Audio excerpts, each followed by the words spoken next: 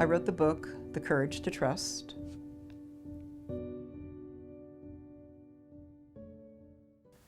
In 2005, it was published. And what I wanted to do in this book was, first of all, gather all of my favorite teachers, and from a variety of sources, from all the books I've read and therapy I've had and experiences, and put them together in a way that would help people learn to trust themselves and to have faith in a positive future, and from there being able to trust other people, or to have an absurd level of confidence just walking into a room or starting a new project. That's not how the world works. The whole concept of trust is that it's not just a free-floating feeling. It's really a skill that you can learn, and it's a choice. So what I hope people get from reading my book is a reflection on themselves, who they are in relationship to this very complicated topic, and also how can they gain more trust or understand when they shouldn't trust.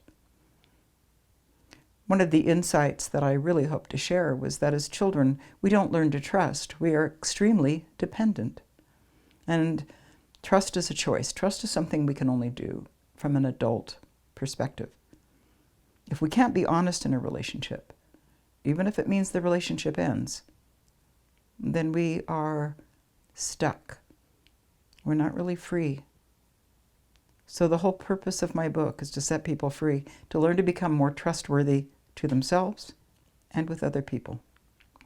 It's filled with exercises, writing exercises, thought processes, as well as stories that came from my life and the lives of clients.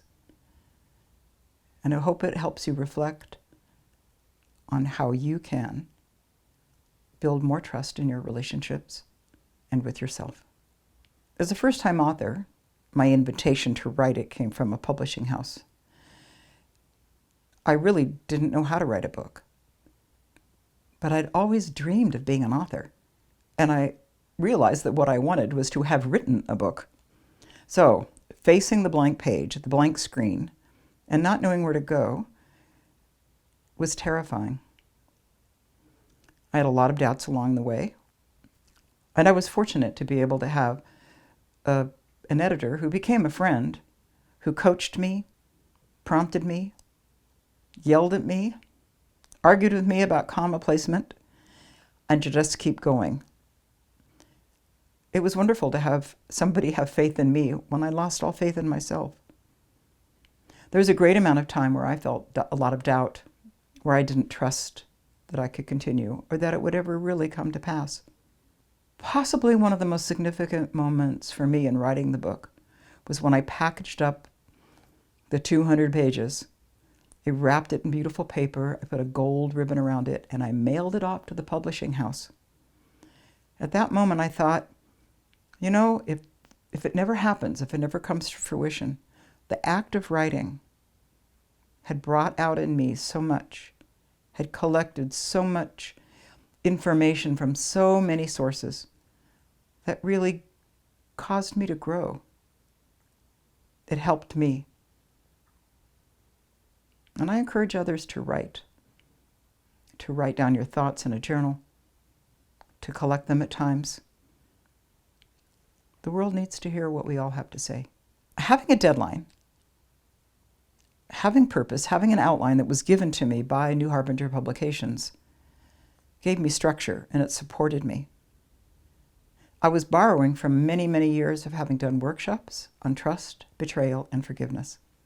And from that, I had so many stories, so much heartache, so much thought, so many tears, that I knew the book could be significant. It has sold over 40,000 copies new as of this date here in 2020. And it feels really good to know that I'm helping people. I get emails from all over the world from people who've read my book who tell me that it changed their attitude, that it allowed them to have a voice, to say their truth, and to learn to trust themselves. And that gives me great meaning and encourages me to write more. I'm also excited to say it's become an audiobook, which will make it more accessible to many people.